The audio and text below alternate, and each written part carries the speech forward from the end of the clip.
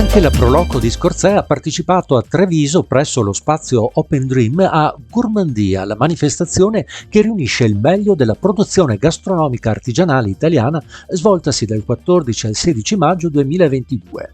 Oltre 150 i produttori presenti e 2 gli show cooking della Proloco di Scorzè per promuovere i bisi, i piselli di Peseggia e il radicchio di Treviso. Ascoltiamo con il presidente Michelana alcuni produttori di eccellenze venete e non solo.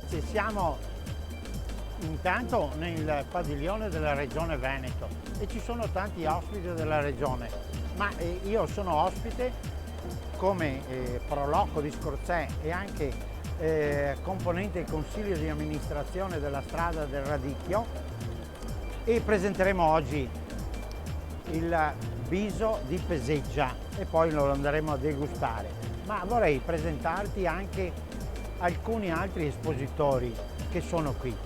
Il radicchio rosso di Treviso dell'azienda che vedi di fronte, il prosecco del nostro territorio qua di Conegliano Valdobbiadene. Siamo un'azienda agricola di Fontano Veneto, produciamo radicchio di Treviso IGP ormai da 20 anni e qui siamo in esposizione con il consorzio del radicchio rosso di Treviso IGP e variegato di Castelfranco con i nostri prodotti a base di radicchio, dal radicchio in agrodolce, in sottolio, alla mostarda e alla marmellata di radicchio. Sono il presidente del consorzio di Michele della Cozza DOP di Scadovari. La Cozza DOP è l'unico mollusco in Italia a avere questo marchio ottenuto nel 2013. Viene coltivato ed allevato nella sacca degli Scadovari in provincia di Rovigo insieme alle vongole veraci e le ostrica rosa e la perla del Delta. La nostra zona è un territorio unico, fuori da qualsiasi inquinamento, è all'interno del parco regionale del Delta del Po, riserva Mabbo UNESCO, che è gemellato anche il nostro prodotto con il riso IGP Delta del Po. Quindi è un prodotto unico che non ha sicuramente problemi di natura sanitaria, territorio vuoto da qualsiasi insediamento industriale. Noi viviamo solo di pesca e di agricoltura. Due turisti per caso che vengono in terraferma da Venezia e vieni qua a vedere il territorio come che c'è. Certo. Ma abbiamo appena iniziato a vedere, ma vediamo tanti prodotti particolari, il parmigiano delle varie stagionature. Sono venuto qui a vedere di Scardovari, visto che ogni tanto andiamo a Scardovari per le famose ostriche rosa. Mi sembra molto bella come manifestazione, varia soprattutto e quindi interessante. Siamo soprattutto clienti di negozi che hanno tutte quelle particolarità che qui magari possiamo trovare, come appunto a Mestre la Capellotto, che ormai da anni conosciamo e apprezziamo proprio per i prodotti particolari, tipici che sono ed esclusione di certo tipo di negozi, non certo di supermercati. La qualità è senz'altro diversa dal supermercato. Bisogna avere la pazienza di cercarli e di sapere dove andarli a prendere. Il Veneto sicuramente è una terra da visitare, è una zona che offre tantissime varietà appunto di territori, di paesaggi, di prodotti anche. Noi ci teniamo a far conoscere, appunto siamo nel bel mezzo degli altri stand che offrono i vari prodotti enogastronomici e noi diamo un po' una mappa generale del territorio. Il Veneto e il Polesine in particolare, che è una zona vocata per l'aglio bianco polesano DOP, che ha un percorso storico plurisecolare, perché abbiamo la caratteristica di avere un ecotipo di aglio bianco polesano che si conserva a lungo e mantiene la sua profumazione inalterata per la durata della sua anno. Quando uno passeggia per il Veneto, va a mangiare, ma l'Asiago dove sei? L'Asiago in provincia di Vicenza, nell'Alta Padovana e nell'Arco del Treviso e in tutto il Trentino, in tutto il Trentino Alto Adige. È un formaggio fresco che si presenta sia fresco che stagionato. Questo è un prodotto fresco di riserva, il prodotto fresco normale ha 20 giorni di maturazione, questo ne ha più di 45 invece, è un prodotto di riserva. Dopo c'è lo stagionato, il vecchio, stravecchio. prosecco straordinario, quello di Conegliano Valdobbiadene. Noi abbiamo una fortuna nel Veneto che a 2 ore abbiamo la spiaggia, anche un'ora. 2 ore siamo a Cortina, un'ora siamo al lago di Garda, ma dove si che troviamo una regione meglio della nostra? Ma noi siamo una piccola azienda a conduzione familiare, abbiamo il prosecco di OCG dalla versione frizzante alla versione spumante, extra dry o brut. Come piccola azienda puntiamo sicuramente alla qualità del prodotto. Da 2 anni abbiamo fatto una certificazione dell'azienda come Biodiversity Friend, in modo da offrire ai nostri clienti un prodotto certificato, una garanzia del prodotto e anche di salubrità del territorio. Noi che siamo promotori del pisello insieme sulla strada del radicchio, ma Bazza lo conosco dalla vita, ecco, ma vorrei che presentassi, Giovanni, la soppressa tua, i salami tuoi, le trasformazioni tue.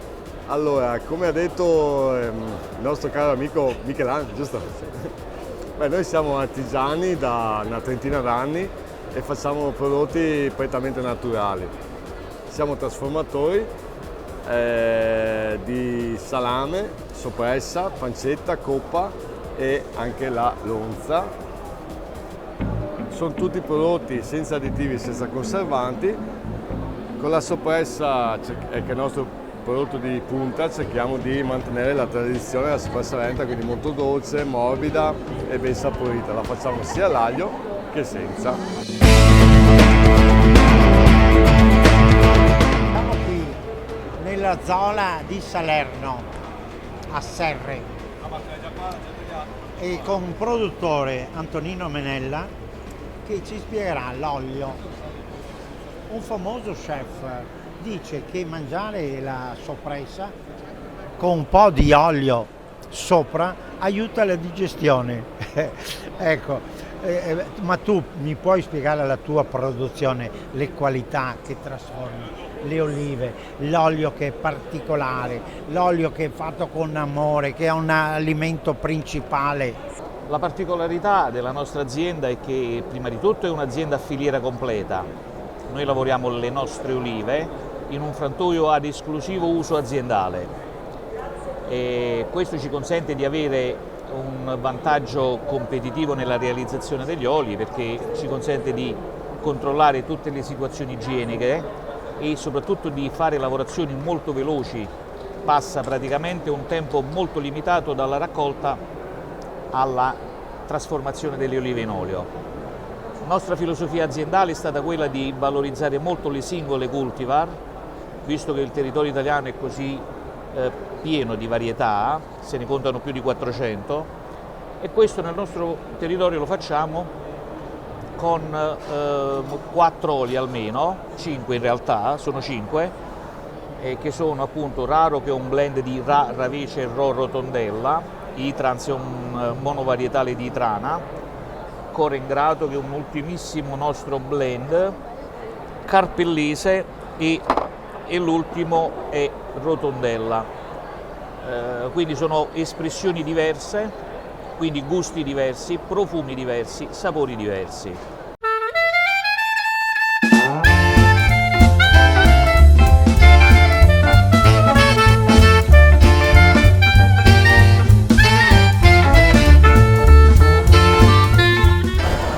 Ciao, Marco Valletta assisterà tra poco ad una testimonianza straordinaria degli uomini e del mondo della ristorazione di Scorzè, Risi e Bisi. Come si faranno? Lo dovete scoprire. È una piccola cosa straordinaria, un segreto di una tradizione, ma soprattutto bontà e gusto oggi e sempre. Risi e Bisi from Scorzè. Ciao! Si rosano 500 grammi di piselli circa per 500 grammi di riso, quindi poi proporzionalmente andiamo a sviluppare quello che ci può essere più consono alla nostra esigenza di numeri. Quindi questa è un po' una proporzione. Prima si scottano i piselli, si rosolano, si bagnano, si salano leggermente e si portano quasi a cottura. Consideriamo che bene o male la cottura di un riso va dai 13 ai 18 minuti, dipende poi dalla tipologia di riso. Normalmente viene usato un carnaroli per questo tipo di riso, però il vialone nano sicuramente è un altro riso che si adatta bene a questo tipo di ricetta.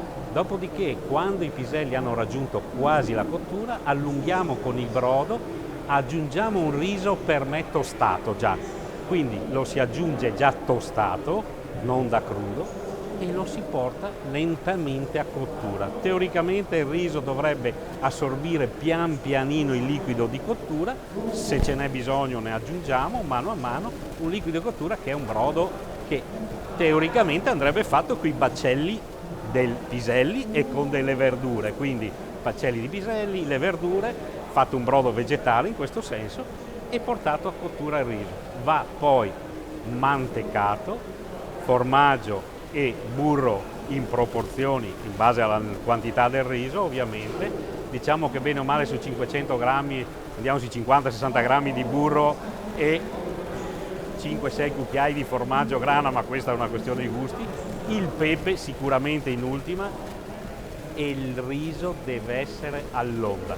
Quando noi lo facciamo saltare nella padella, nel sauté, quello che può essere il recipiente dove l'abbiamo cotto, deve uscire alto ma rimanere attaccato, deve creare una consistenza continua e quindi rimanere molto all'onda. Questo era in origine, adesso andiamo a fare forse non per noi oggi ma in linea generale forse si fa più risotto ai piselli che quella minestra asciutta, diciamo un po' più asciutta, che si faceva una volta.